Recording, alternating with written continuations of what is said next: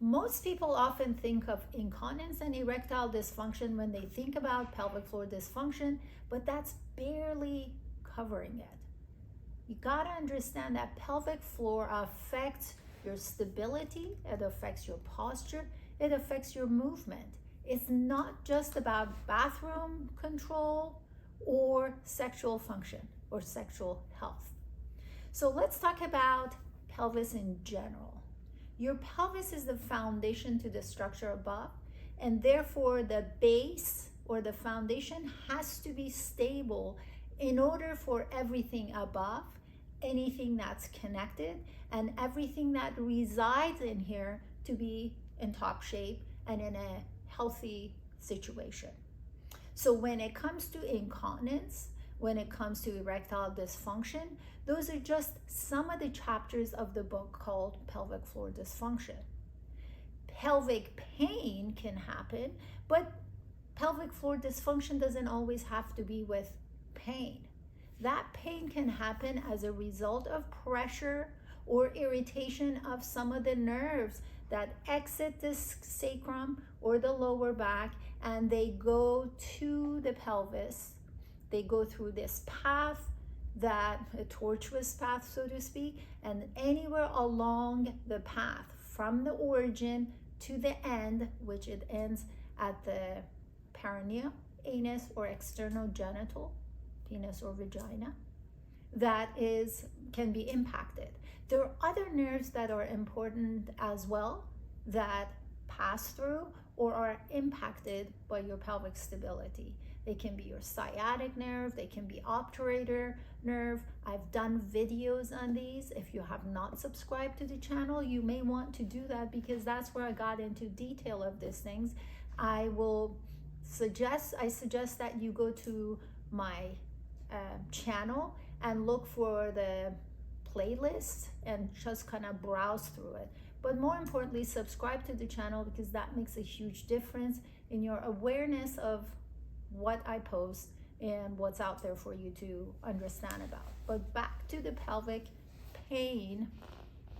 Like I said, you can irritate those nerves that come from this area and have manifestations of those, and that can be pain. You can impact anything that resides here, so you can have, and anything that's attached here.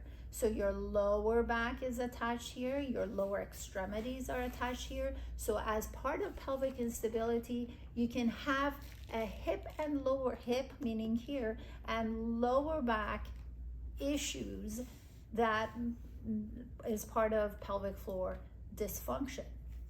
Now, we talked about things that reside in here, and those are your intestines, they're your bladder, they are your prostate, uterus, ovaries.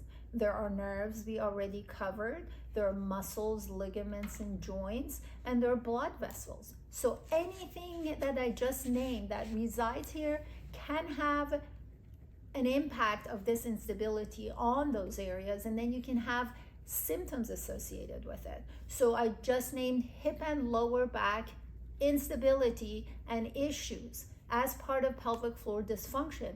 Most often those are looked at as if they're separate issues, but if you have chronic lower back or chronic hip mobility or pain issues, you do have pelvic floor instability or pelvic floor dysfunction and pelvic instability. If it impacts your intestine, as an example, which resides here, now that constipation that you may be having could be as a result of that instability here impacting the intestines. So why does this even matter? A weak or overactive pelvic floor disrupts your whole body function. When this happens, when that tension happens here, you want to ask yourself, why am I having tension in this area? Why am I having weakness of these areas? And you will very quickly realize that this is a compensation to a response to an environment on the outside that is not happening. You see, the outside and inside work together to balance your pelvis. when it's not being provided on the outside, when the support and stability is not provided on the outside, the inside has to make up for it. So as long as that exists, you have the reason behind your pelvic floor dysfunction. So focusing only on tightening or strengthening or loosening these muscles misses a picture that is much, much bigger. How do we go about fixing this? For one, our assessments have to be geared towards recognizing the instability. If we're after just recognizing, is it tight, is it weak, we miss out on, is it stable or is it not?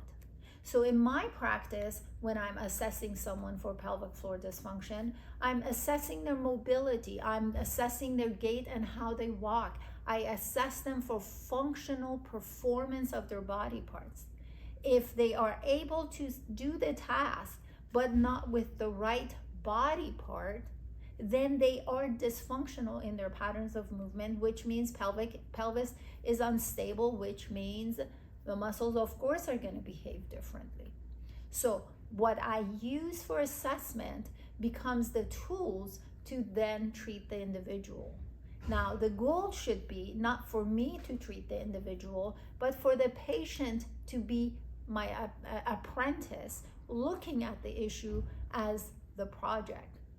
It has to be on you to recognize what right is, where you deviate from, and how to replace your version with the right.